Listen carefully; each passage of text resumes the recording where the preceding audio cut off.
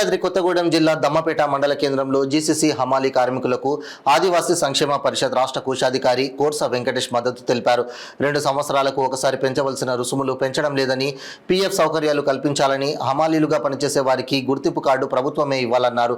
ప్రభుత్వం జీసీసీ హమాలీల శ్రమను దోచుకునే దారిలోనే ఉంది తప్ప వారికి న్యాయం చేసే దారి మర్చిందని ఆదివాసీ సంక్షేమ పరిషత్ రాష్ట్ర కోశాధికారి వెంకటేష్ తెలిపారు.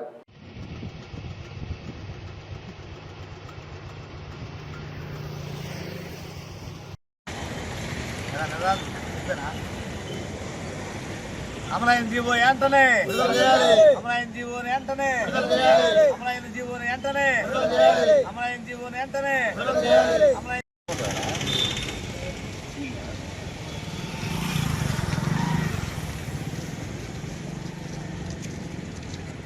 కోర్స వెంకటేష్ గారు నా పేరు.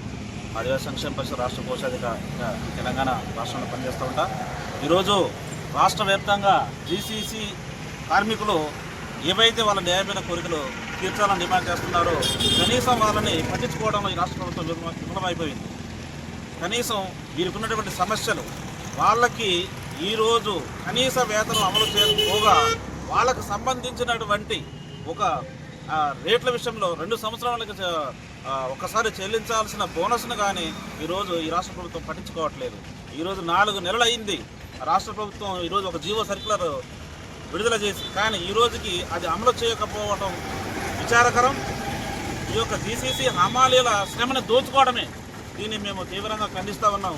ఇప్పటికైనా సరే ఈ రాష్ట్ర ప్రభుత్వం ఈ జీసీసీ కార్మికుల సమస్యలపై అధ్యయనం చేసి వీరికి రావాల్సిన ఏవైతే ఉన్నాయో వీళ్ళ యొక్క సమస్యలు పరిష్కరించాలని మేము ఆదివాసీ సంక్షేమ పరిషత్ నుంచి కోరుతూ ఉన్నాం.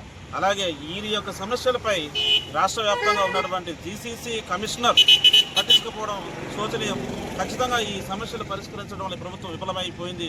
ఈ వెంటనే పరిష్కరించకపోతే ఆదివాసీ సంక్షేమ పరిషత్ రాష్ట్ర కమిటీ నుంచి మేము కూడా ఈ ధర్నాకి పూర్తి స్థాయిలో మద్దతిచ్చి ఉద్యమాన్ని ఉధృతం చేసి సమస్యలు పరిష్కరించే దిశగా మేము పోరాటం చేస్తామనేసి ఈ రాష్ట్ర ప్రభుత్వానికి హెచ్చరికలు జారీ చేస్తా ఉన్నాం.